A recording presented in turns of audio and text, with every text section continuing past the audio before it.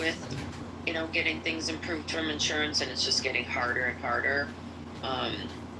So that's just my thoughts, but I know it's a little. I would concur, and if you want to cite the example of opioids that were used therapeutically for people who had severe pain, say like people in later stages of cancer treatment and all sorts of other issues that people run into.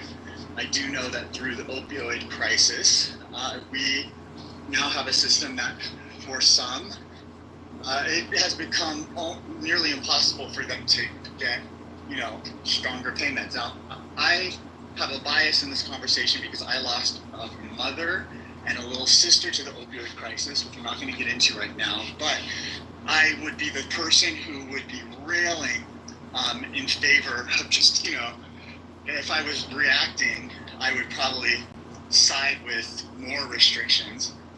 But if I'm thinking about it more kind of just from a grounded perspective and listening to what you're saying, what I'm thinking about is, access to needed healthcare and utilities. And it's just, to me, I think what we've seen is that it gets harder when there's a suspicion of fraud or there's a breach of trust. And I think that's what's happening all around, right? I mean, there's a breach of trust with government to recipients. There's a breach of trust from recipients to government, to healthcare in general, to clinicians. I mean, I think this is really kind of eroding more of that trust that we've been talking about over the last couple of weeks here. Yeah, 100%. This is really scary.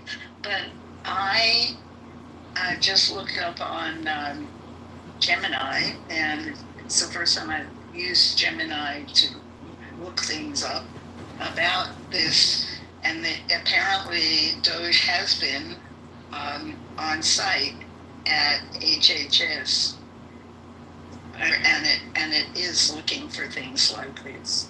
And HHS was explicitly thanked alongside, FBI and the different government organizations that helped with the take. That's awesome, because if HHS does find that, that's good. I mean, I honestly don't care who finds it, but I know how much fraud there is in Medicare and Medicaid, because some of it I see. And, it's like, I would guess catheters. I would guess diabetic supplies. Because those are such big orders that if you ordered, I don't know, for argument's sake, if you ordered 2 million or 20 million, the system might not understand the difference.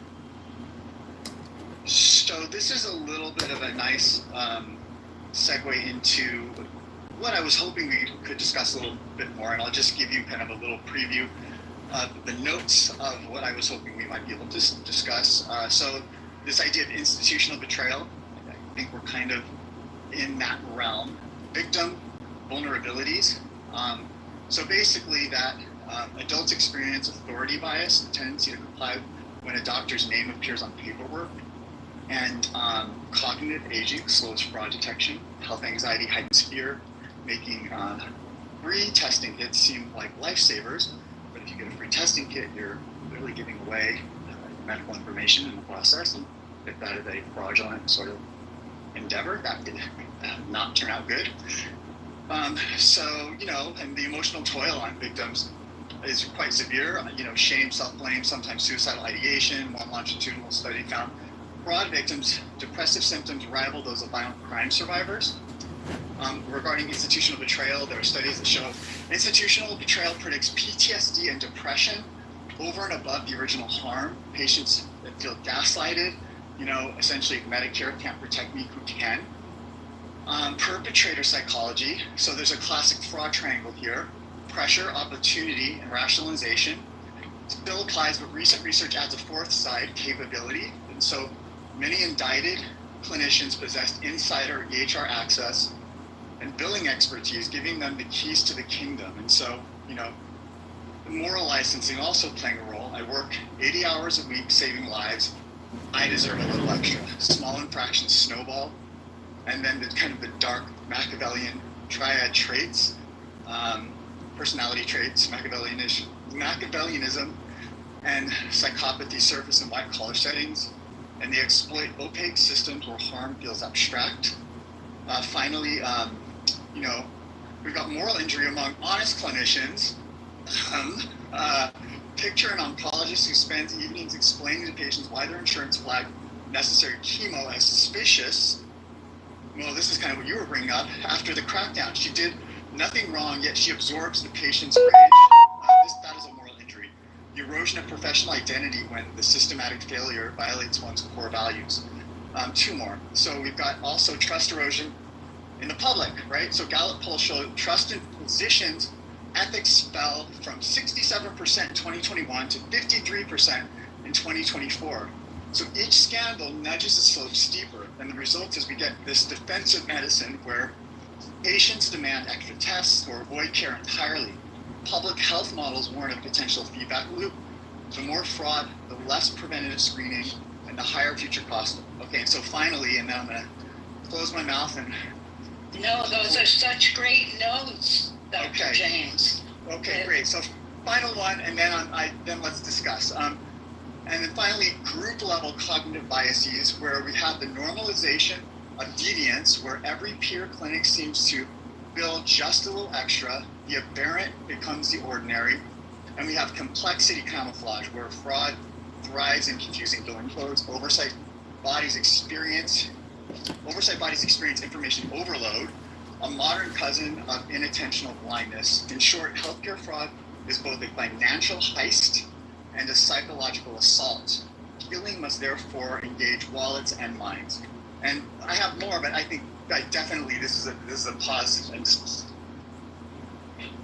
You're not kidding, because we're in something that I allude to in many Karma Club rooms, because from having been around but not in the healthcare system, in other words, I don't have a dog in the fight, so I can't, except my own body, so I can't, I don't benefit from anything. So I kind of want it, swept out from an objective standpoint. And I just can't figure out how best to do it. But, sending those in there to get rid of waste, fraud, and abuse seemed like a good idea. And maybe they did and will, get rid of some of it. But the other thing is, everybody's been saying we've had, all these inspector generals in there forever, and how come they didn't get it? They didn't catch it. And that's a very interesting question. So I'm hoping that waste, fraud, and abuse are something that artificial intelligence can get. don't gaslight your own body, Dr. Francine. Of course you have a dog in the race here. I mean, this impacts you, everyone you know, your communities. No, I understand, but what I'm saying is that one of the things that I believe is that way too much medicine is used on people my age. Let me parentheses that I'm 84. We get a lot of medical care. We're the people who get those catheters and glucose monitors and so on that Medicare pays for. And yet it's very hard to justify the cost benefit on us at this stage in our lives. Yes. So we need to have some kind of larger palliative care system for people who can't be cured. Thank you, Dr. Francine. And I'm going to ask a question not to answer, but to also kind of do a segue to everyone else who hasn't spoken if you'd like to speak. But just imagine you're on your deathbed and you're in kind of institutional care and you are given a skin graft, unnecessary skin graft for part of some type of fraud. I mean, there are aspects of this that, I mean, it really did get under my skin. But if anyone else would like to speak or comment, yeah,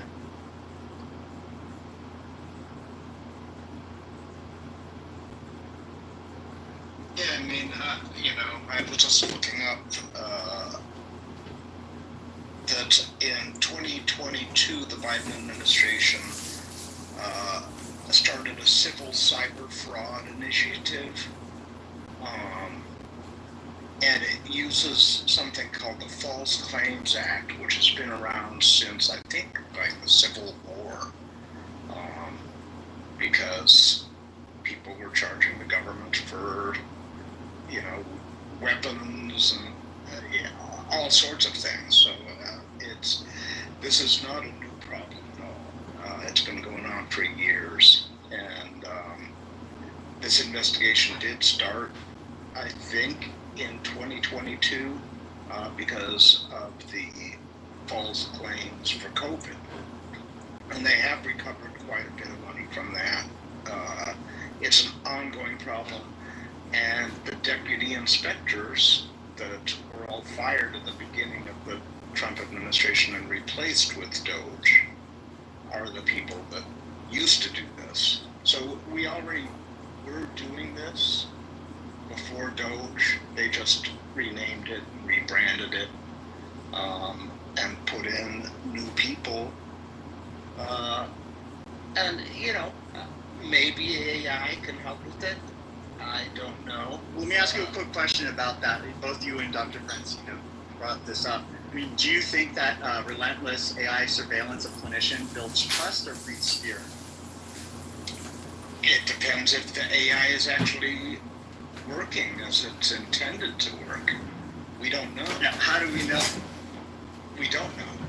And from my experience with AI, there's a lot that doesn't work in it. And I would not Mine too. I would not depend on it for anything critical, really, without double checking it with humans. And does that save time, or does that make things more expensive? Considering the amount of money that you have to spend for serious AI. This is just a context follow-up question to kind of deepen that.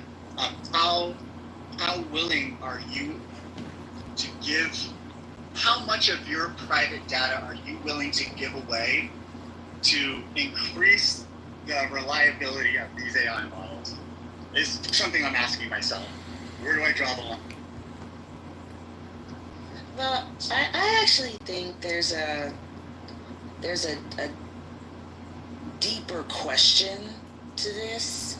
I think very often we turn to AI as a solution for problems that are actually deeper societal problems. Like, the bottom line is, we do not care as a society about old people. We see old people as a cash cow. We see them as fodder to increase personal wealth. As we warehouse them, we manage them and handle them in disrespectful ways pretty consistently across the board. And so this to me is just yet another example of the ways that as a society we need to, as a group, have more care, be more attentive, and remembering that AI is a tool in that, but it's not a substitute for actual care and concern, right? And to me, that feels like the bigger problem. Well, personalize that more away from the we. I mean, I'm thinking to myself, More personal than we?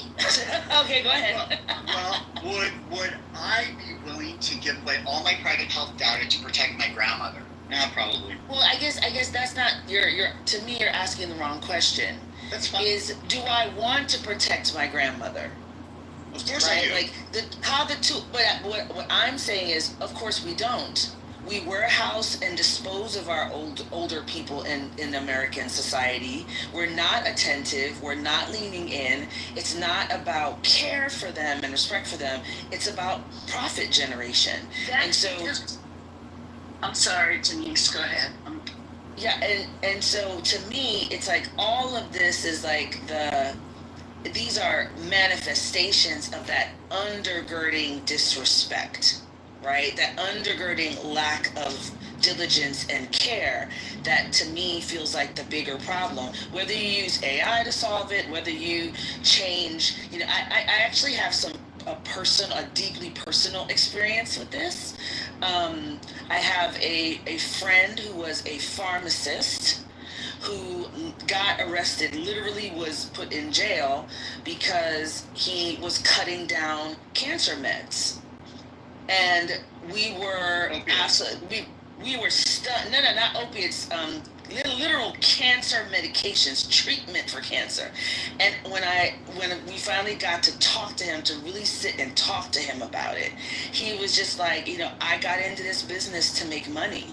And I was like, you're a pharmacist. This is not a place you have to have some sense of care for the people that you are charged with helping. And he really told me, he said, Denise, that's a pipe dream. That's not who goes to medical school. That's not who enters these fields. You have to look at the incentives around these systems. And I hated his answer, but I've looked at it for a long time of like, who does this work and why? So the tools to me are interesting, but I guess I'm a little more interested in the why. What do we really believe about our responsibility to seniors in our society, and what are we prepared to do to care for them? I think we've displaced.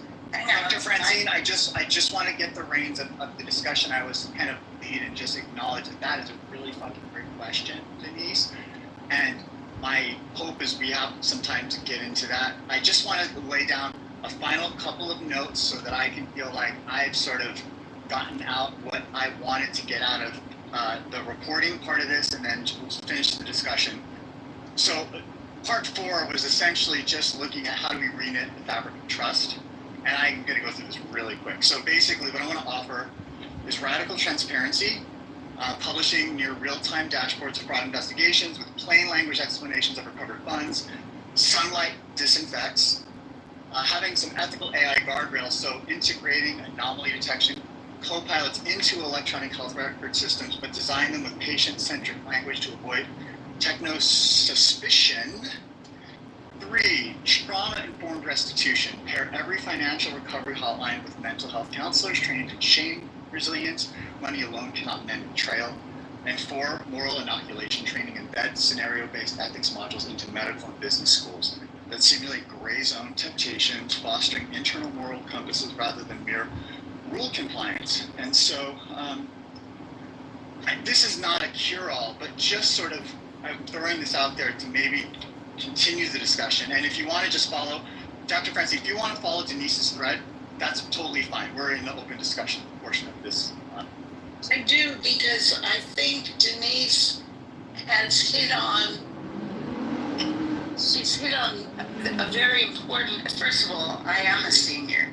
And second of all, I can see that what has happened is that we have medicalized old age, and we are trying to treat aging, and we definitely are, with medicine, which is also a tool, much like AI is a tool. But we don't actually look at the seniors that we're trying to treat with all these tools, because what they need isn't so much medicine as it is, community. I'm saying this because I have a deeply personal connection too. I have a really good friend who just went into a senior facility, despite the fact that she is completely, like I am, completely independent. And the reason she went there is because she wanted to talk to people. And nobody on the outside would talk to her. And so less medicine, more community. Most seniors know that they're going to die. They know that they either have one or more chronic illness. They're not, that most of them are not stupid. We've lived through a whole life. We've seen a lot of things. And what we would like is to live a meaningful life for as long as possible and then be allowed to die in peace. Instead, what we get is extra medicine. And we are the exact opposite of the UK. And you can tell it from when you go into a UK emergency room, they take the seniors last. First they take the children,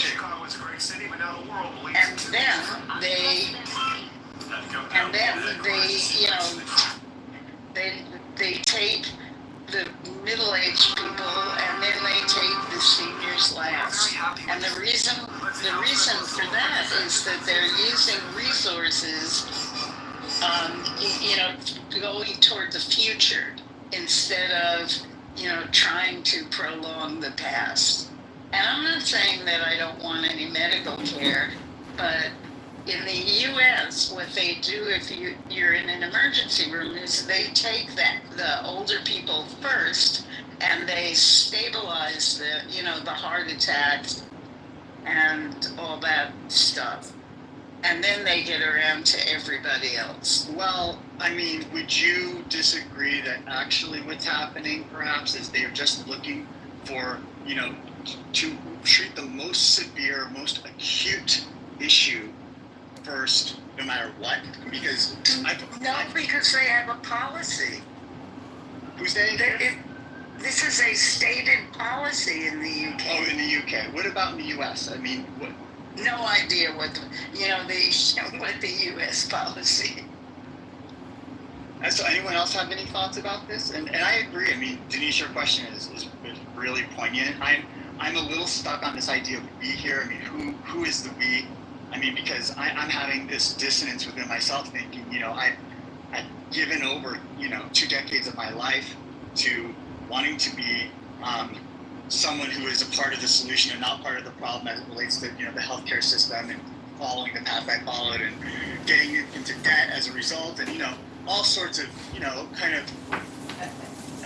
these things don't feel really good, but this isn't about me. Maybe this is just what I'm hearing you say is, the aging in America are kind of invisible. And actually not invisible. I would say they're the cash cow. Right. Well, it's the opposite. They're not invisible. They are the source of unlimited profits, right? Because what I meant was invisible to the majority of the population, the we, the general sort of projected we, and then the criminals came in and exploited the invisible population because no one was watching. Yeah. And I say we. Everybody's uncomfortable with the term we, but I kind of don't like the idea of see, those people over there are doing this terrible thing. In a democracy, we theoretically have the opportunity to kind of weigh in and direct the ways that we want the world to be conducted. And as it comes to the elderly in our country, I don't think we're doing so hot, right? I think we make decisions. Well, decisions are made. I'll stop saying we. Decisions are made every day that are not supportive of that community outside of the economic gain that is to be gotten from them. And so I think it's really it's easier to kind of focus on the downstream effects of different decisions, but I think it's really powerful to consider what is the general philosophy that kind of guides the way we think about healthcare in this country, about aging in this country. I was listening to Dr. Francine talk, and I was having a little dissonance myself, because I was just like, well,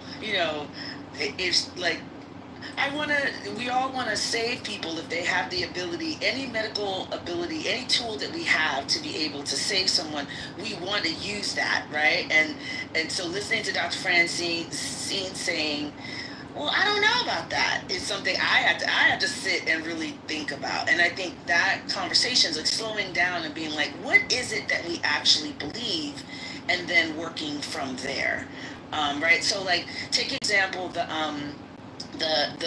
bill that's before Congress right now that would cap student loans at $150,000, right? Well, that means you'll never have a poor person that could be a dentist, a doctor, a vet, because that education costs way more than $150,000, right? So if you only have certain Right. So it takes. So we're making decisions, or decisions are being made that shape who are the people who are providing these services. What is their connection or affinity to the communities that they're being asked to serve? Like, these are decisions. They don't come out of the blue, right? So I think this idea of like, what are the guiding principles, and then kind of working backwards from there. I very rarely hear those conversations, because they're harder, right? Like, you have to make the hard decisions of, how do we think about this or that? Establishment, to me, establishment is not doing its job. Being the establishment.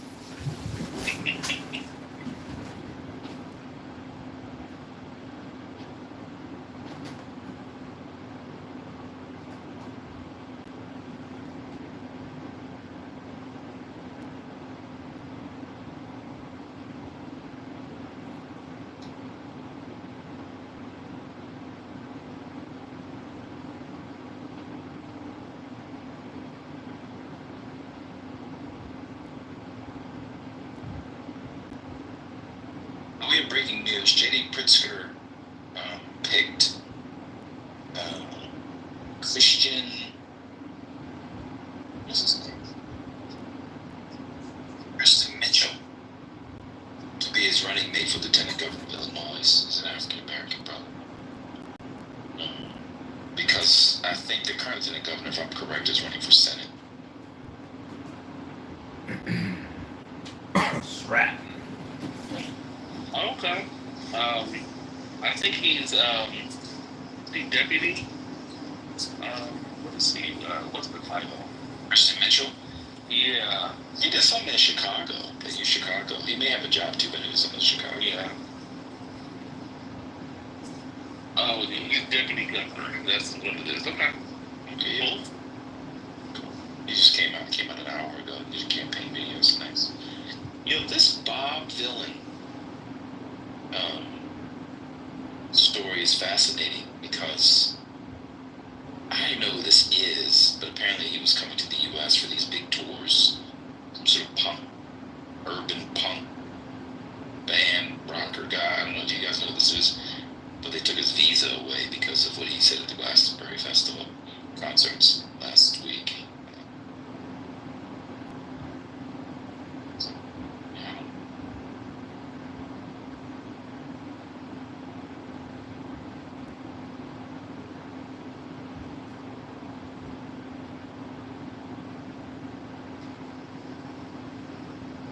Yeah. What happened to, which I'm sorry for the Oh, no. Go.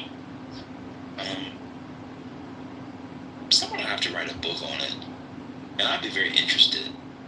But there was we'll put you back down. You might be anything. Did you want to say anything else before we continue?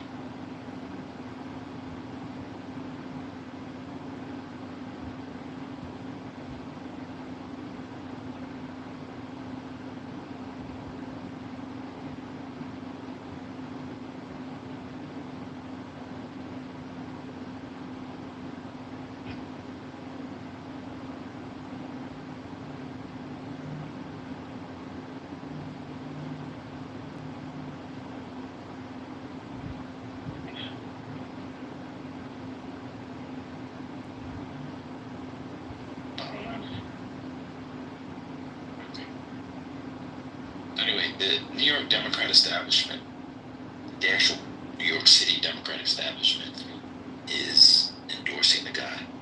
It'd be nice if the people who are anti-establishment would acknowledge that. There were establishment, the most popular member of the establishment in New York actually endorsed Mamdani and the entire Working Families Party ticket of the woman who saw deference to Kathy Hochul. She would have beat Kathy Hochul in the primary, I believe, in the person of Tish James. So, and Kathy Hochul, the governor, defended Mamdani full-throated against Gillibrand's attacks at the end of the day. Did anybody see that? Everybody see that? Which I thought was a very interesting political dynamic. New York politics is so fascinating just because of the city versus the rest of the state. It's a fascinating state. Always has been. Always has been. I think New York, South Carolina, Maryland,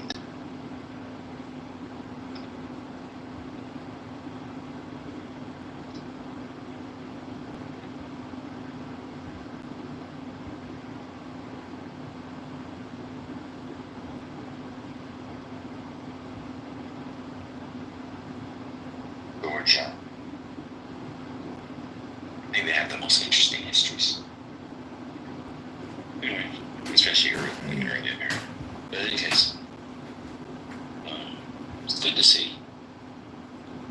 Learn something. I think it's good to see.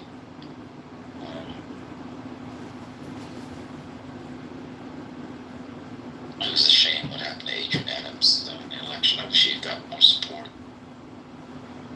She didn't run a good campaign. Even her, I don't know if she got her granddaughter or great niece to do it, but even her, the graphic, her name was bad. She wasn't good in the debate. Yeah, she wasn't good. She didn't run a good campaign. I don't know, that was bad.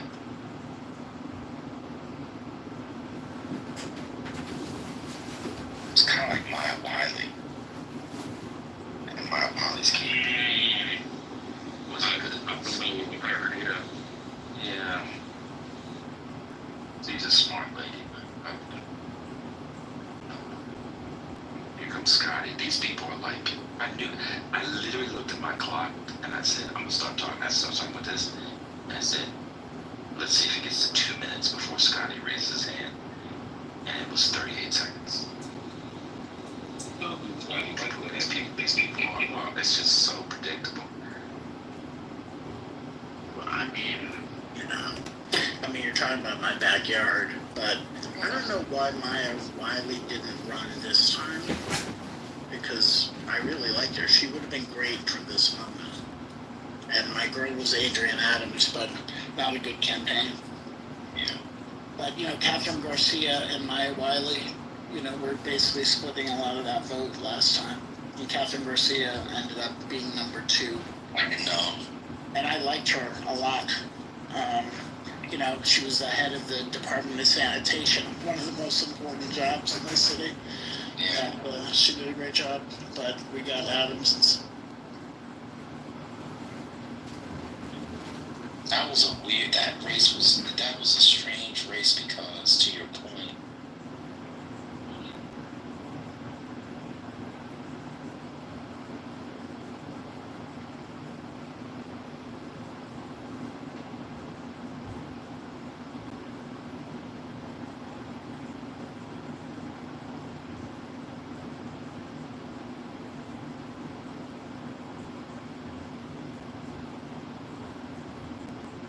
is this John Kitover? Is this room so interesting that us talking about Costco and Adrian Adams is worth streaming on YouTube? We see you in your anonymous room with your lips at the bottom.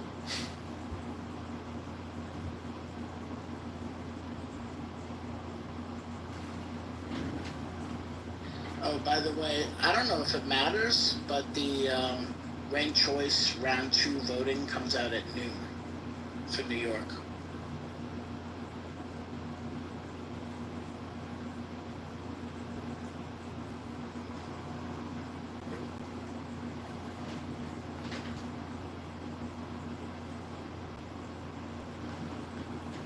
Interesting.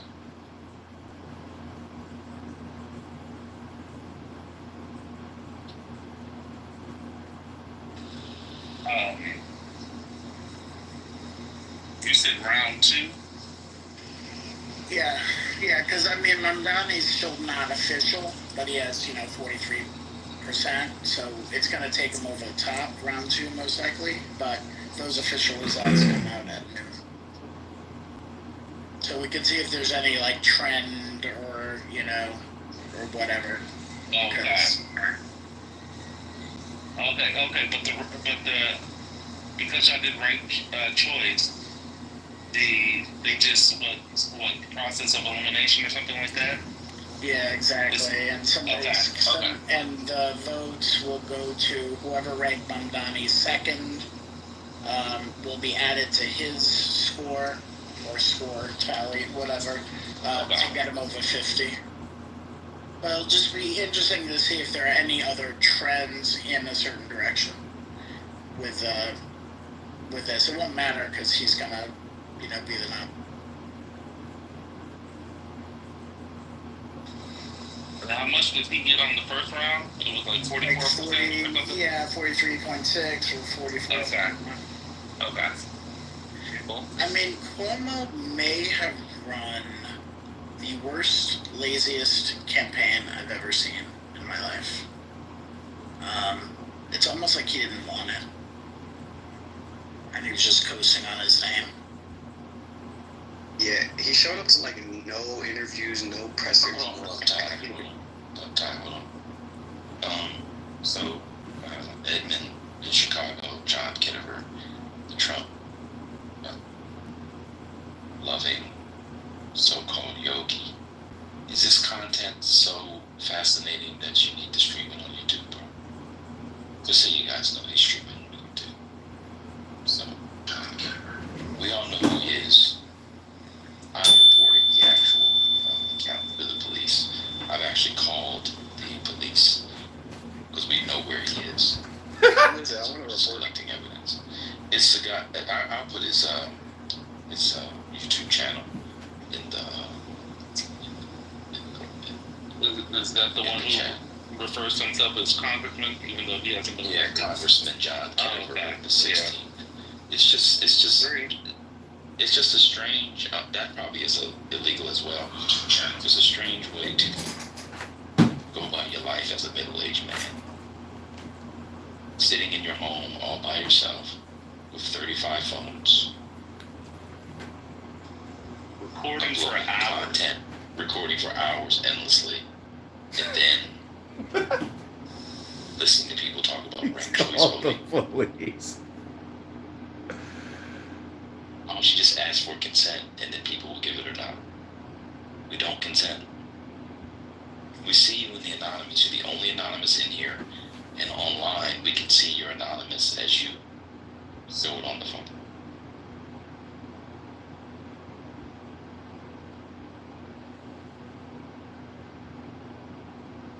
Your phone is in front of a bookcase.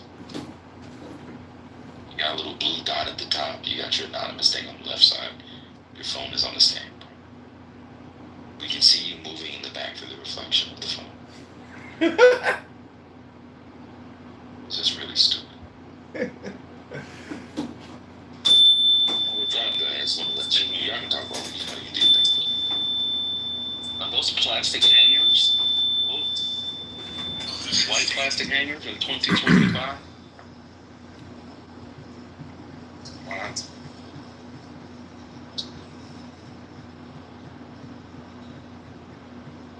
Yeah, so somebody put the link in this chat. You can all report it to YouTube. These are against the terms of service. YouTube. So, there you go. But y'all keep up with the conversation. It's just dumb. You've been doing this for like 5 years. You did it on Instagram, now you're doing it on here. And to the makers and to the people of Clubhouse, this is why this is such a stupid feature. It encourages stalking, creepy, and illegal behavior. This is the only way you guys can get people to today. That's the only way. It's ridiculous. It looks like he just privated it so less people could see the channel. So it doesn't take me to the page, it just brings me to a broken link.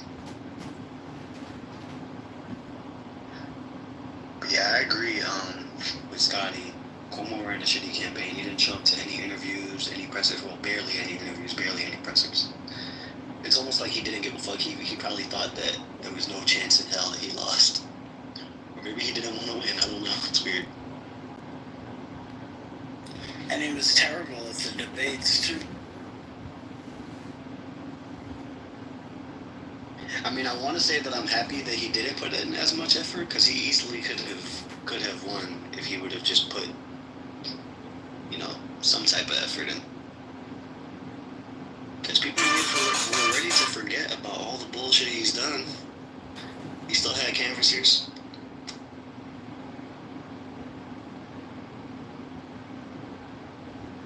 Yeah, I'm not hitting on Mob Dominate, but I definitely think, and he put in effort, he could have won. He put in no effort. No, I don't even know. Like I said, he's like, yeah, that's him, Kowalski. Just everybody reported to YouTube. They reported to the app. I mean, it's just so wild. So what happens is he like refreshes it or does a thing and it goes down, and then on your end, but it's still recording the whole time. Let's go back.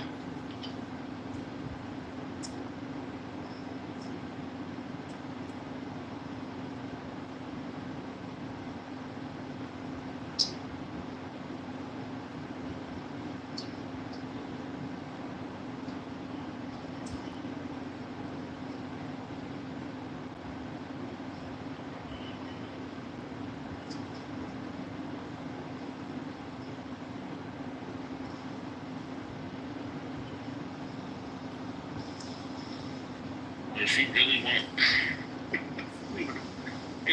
or come on stage. It would be really creepy behavior for someone who could just easily come on stage and engage if that's really what they want.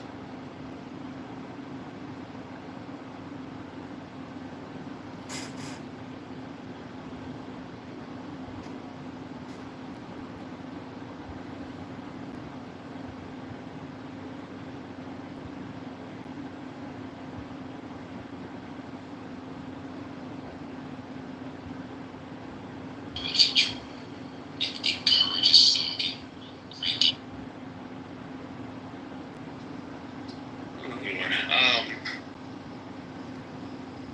At least as of last night, I look now, I didn't see any updates. But the Trump administration is also withholding federal funding with, concerning education to the states. And this money that's already been allocated by Congress. And they're withholding the money based on their big beautiful bill that has not been passed for the next sort of year. Like this one has already been spent, appropriated. It was supposed to be released, I think, today or something like that. Real quick, yeah. If you do friends of friends, can Anonymous get into friends of friends? If they're no, so they shouldn't be. If they're not friends with anybody that you know. Also, if you block the accounts, he has like 6 accounts that have his name. If you Google or if you search his name on Clubhouse and you just block those 6 accounts, then if he's using those accounts to get into the room, then effectively he's been blocked. Yeah, because nobody here is friends with him. So I'll just open another room so we can just be normal, and I'll do a friends of friends. That's easy. Okay, cool. Is saves in the free world, right? Is there anyone that can break into lock crypto wallets? Is there like an industry for that? Oh yeah. Okay, so here's the thing about crypto. Yeah. Let me tell you something. Didn't the government just make a rule that if you've not been in it? Got one yesterday after 4 attempts. I called them. I filled out their forms online, never got a return. Finally, I got a call back yesterday, and they said, well, call back next week and we'll know what the doctor's schedule is for September of this year. So part of it is when you do need something, it can be very difficult to get. But at the same time, there's all this fraud going on.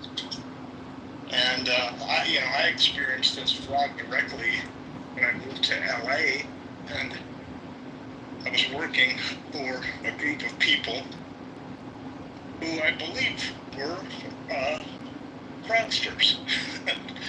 They kept asking me why I was driving the beat up old car. And I said, well, that's what I can afford. They go, no, don't worry about it.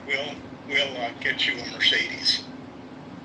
And I didn't take them up on their offer, but they basically had a scheme where they would take your car, crash it, send you to a doctor, and do some lawsuits. And it was a complete criminal fraud system. I stopped working for them not too long after that because they were very scary people. But it's been happening for years. This was back in 1989. It's been happening for years. It's going on everywhere, and we do need to get ahead of it. We do need to get ahead of this fraud problem. And I'm glad that they at least caught a small segment of one group doing this, but there are many, many more out there.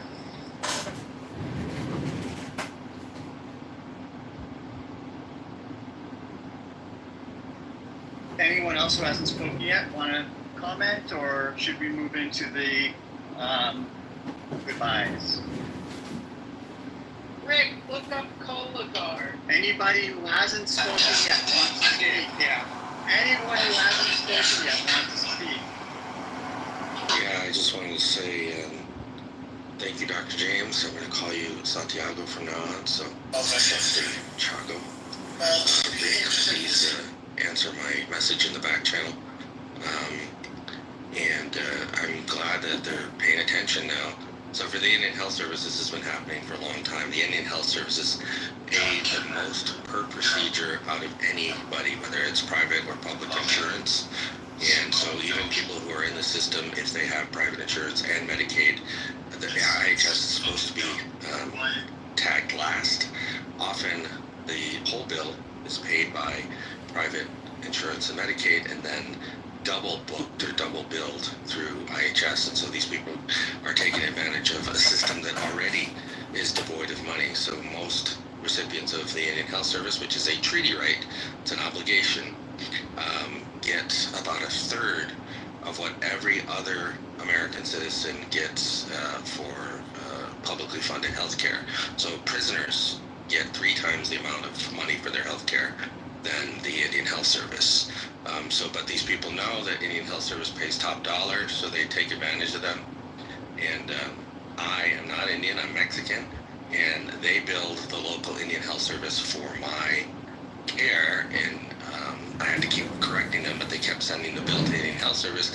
Indian Health Service kept telling me that they were going to sue me, and I'm like, it's not my problem. You need to sue the state of South Dakota because they're the ones that allow this shit to happen. So yeah, it's happening everywhere. It's not just happening with this current story that you're talking about. Thank you for that. Anyone else who hasn't spoken yet? A final comment, and then we can do our goodbyes and everything. Medicare for all, single payer. If you cut out so much of the middlemen, you now have starved all of these schemes. Focus question. Barbara, did you have anything that you'd like to comment? I haven't heard you speak today, and then we can move into our goodbyes. I am good. Thank you for asking, Dr. James. I'm good. You're welcome, Barbara. Okay, so let's just maybe do like a 30-second final thought or final word. Any thoughts, or grateful for something, or you're angry about something. Just get it out there. But be 14 billion is not even a scratch on the surface of what's really going on. Thank you for modeling a concise goodbye. everyone else, sorry, I'm being a little. I just want to say something. And that is, both my parents went through a lengthy death process with the medical community and all that. And I came to the conclusion that medical profession with respect to old people is extremely unethical. And I figured out that we've learned how to combat structural defects in the body, but we haven't learned how to increase the quality of life associated with that. And so the medical profession is on the wrong track battling death. The medical profession should embrace death and focus on quality of life at the end of life. And an 80-year-old doesn't need to go through chemotherapy because they have cancer.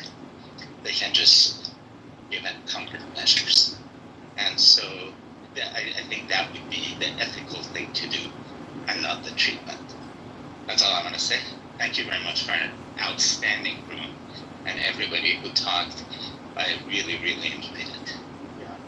Ditto on that. Sam, I want to actually have a talk on the topic you just brought up.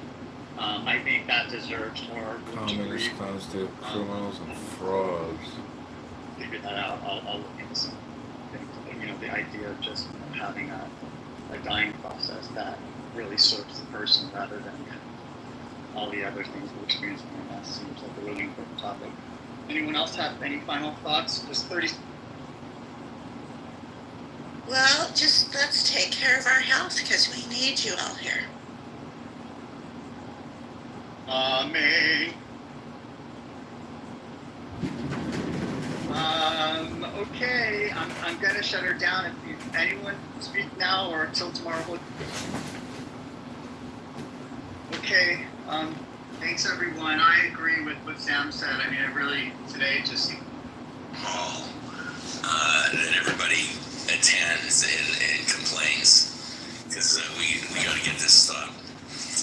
Also, well, there he is. He's already at the bottom. Anything we can do to dox him would be wonderful. I'm doing what I can. He's a scumbag. He's, I don't even have to tell you. He's a lowlife. He's not a congressman. He's not a veteran. He's a convicted felon. He's a scumbag maggot. All those things. If we can get him thrown out of Clubhouse, get him thrown out of YouTube, we would be doing a service. So try to ignore him. He's just I don't know, this time of the year or this time of whatever's going on. It's a feature of reality. Let's just move forward. Yeah. Invocation passed. Yeah. Okay. By the way, David, do you know how? I mean, I've looked all over for ways to make this a private room. I don't see any way to do it. There is no switch where you can switch it on and make it a private room. Is there something I'm missing here? Around with the settings. I can go and rummage around if you want, but the technology answer is pick another platform that actually has the feature. No, I know. But I don't know. This is so. You go in the Panopticon and you change your speech slightly, or because other people have to. If you want people to come on stage, you have to know that they know that this is a semi-private space and it's not fully private. And then state it and move forward, and just Yeah. As you say, same speech rules. Everybody in this room had the speech ethics of what would you say in your academy for what you say. So yeah. Hey, Ben. Oh.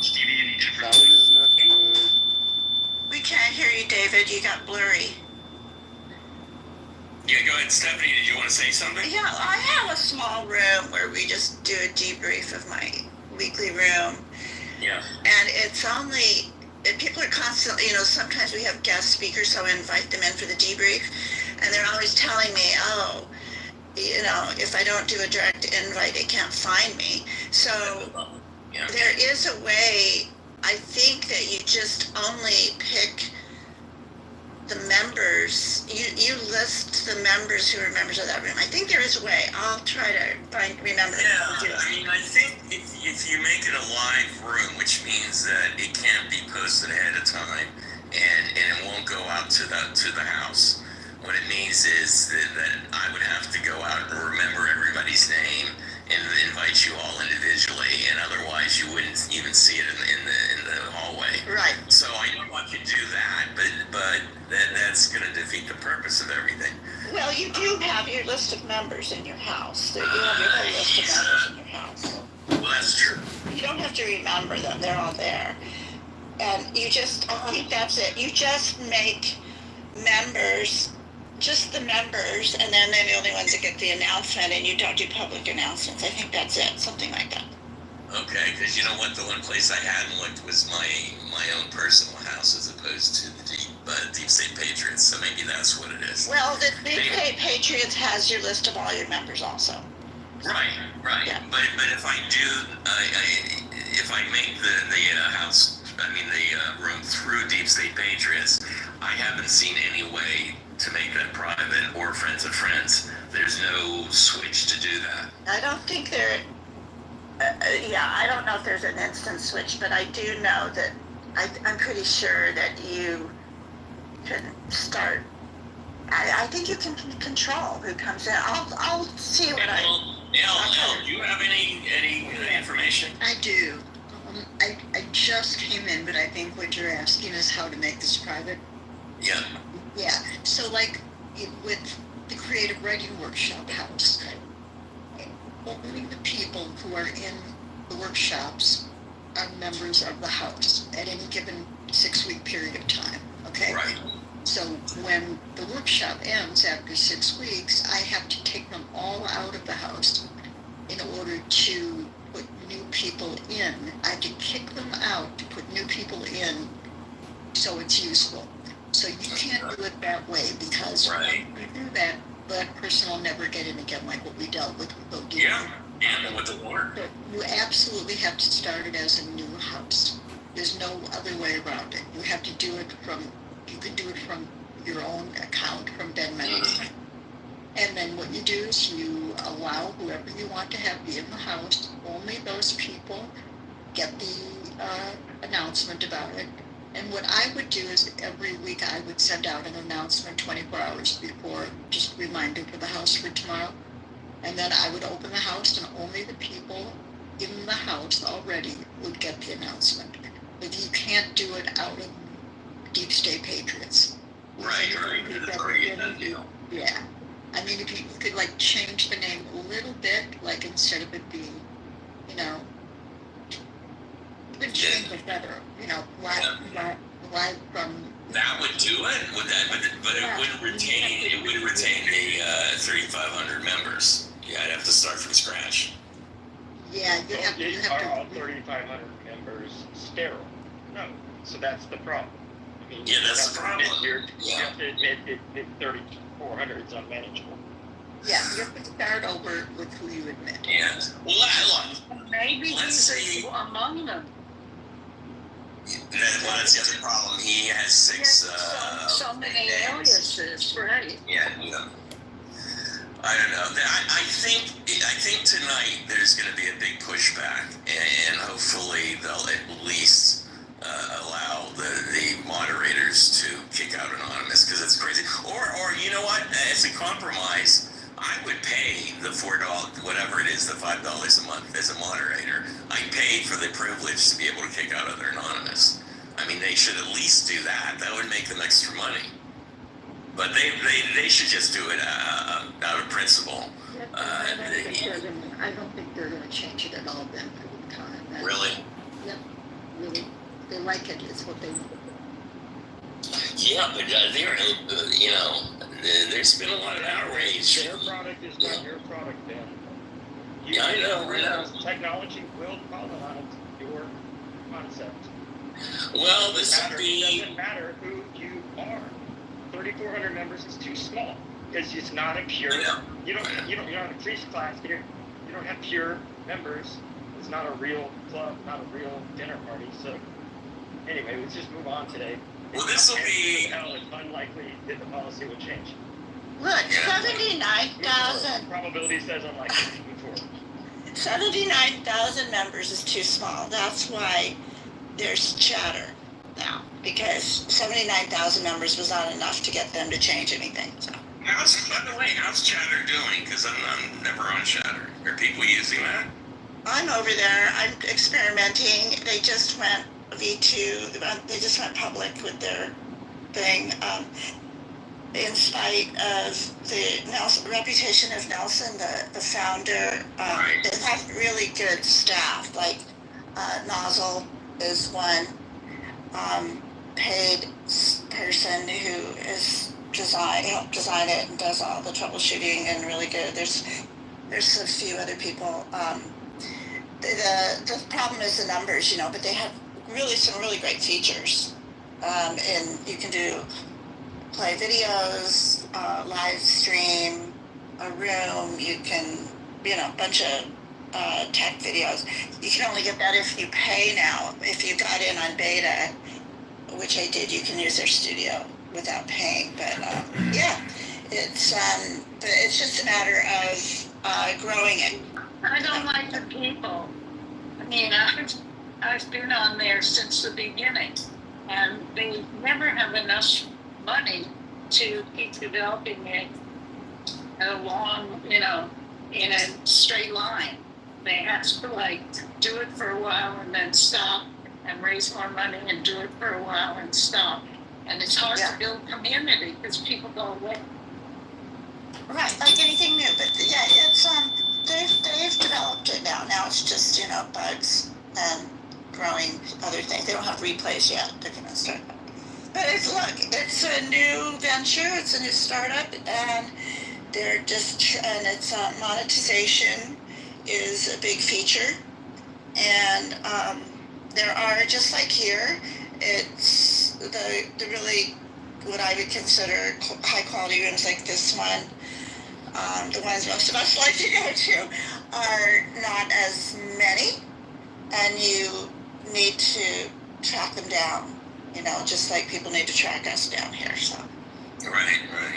Well, that's what I found, because when I went in, I sort of dipped my toe in a couple of times, and I just did not find I just didn't find our community there, and the people who were there were sort of the lower echelon that I just wasn't interested. There's just something about it. It's not the same.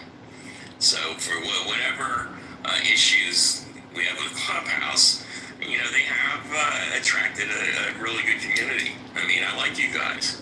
That's the reason why I'm here. So, anyway, we'll get this. Like you too, dear Ben. Thank you, Perusian. All right, so let's get the room started and ignore that jerk. What I wanted to do is Steve Appel got here pretty early, and because he wanted to hear my song, that's what it was. But he put a link in, and I imagine it perhaps could do something with Los Angeles, and I was feeling a little homesick. So I thought we'd start out with Steve Appel. Did you want to talk about the link? I have no idea what the link is or what you wanted to bring up, but go ahead. Good morning, Ben. Good morning, Deep State Patriots, and what a pleasure it is to be back in the best, and I mean number one, defeat Donald Trump at all costs echo chamber on Clubhouse. I love it not only when I have the time, but I have the reason to come in. And the link that I put in the chat is the reason. From NBC News, the Trump, is he a little bit of news?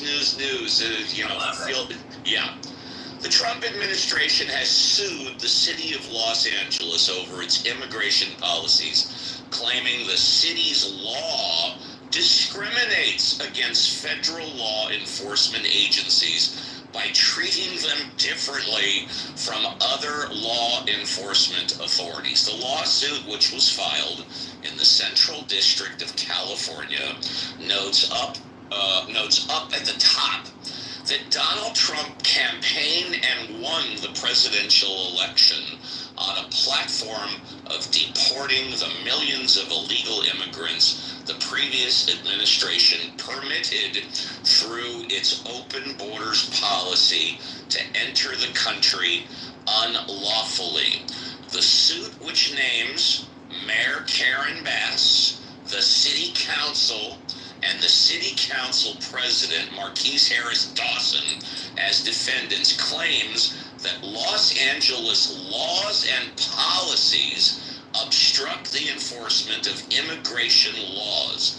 A spokesperson for Mayor Bass did not immediately respond to a request for comment. Sanctuary policies were the driving cause of the violence, chaos, and attacks on law enforcement that Americans recently witnessed in Los Angeles. Attorney General Pam Bondi said in a statement, jurisdictions like Los Angeles that flout federal law by prioritizing illegal aliens over American citizens are undermining law enforcement at every level. It ends under President Trump. The lawsuit comes weeks after protests over the administration's deportation efforts exploded in Los Angeles. The protesters, along with Mayor Bass and California Governor Gavin Newsom, who I affectionately refer to as the Gav, have become key targets for the Trump and his allies. And guys, it'll finish up right here. The Trump administration has taken an aggressive approach to immigration, reassigning resources from other areas to immigration enforcement. One of Bondi's first acts as Attorney General was to announce a lawsuit against New York over its sanctuary policies. In Los Angeles, Trump and Newsom squared off over the use of the National Guard troops in the city in response to the protests. So, Ben, there's your story. Donald Trump is suing Mayor Bass and Los Angeles. Whoa. Wow. You know what? That seems to me to have come from the pen of Stephen Miller. Like, exactly. It's like he's now writing legal briefs. Well, now that we have one Steve, I think it's a good segue. Thank you, Uncle Steve. That was great. Stephen Crone, I know you've got something up in your PTR, but I'm curious what you think. Is this a frivolous lawsuit that we're talking about here? Yeah, probably. There's a couple of landmark cases in what's called anti-commandeering, which basically say that the federal government can't directly order state law enforcement authorities to do anything. Obviously they're trying to come up with an alternative theory here, but I don't see how you get around the idea that claiming that that states are not cooperating with feds, whereas they would cooperate with other state authorities, is somehow discrimination. I don't see how that doesn't gut the concept of anti-commandeering.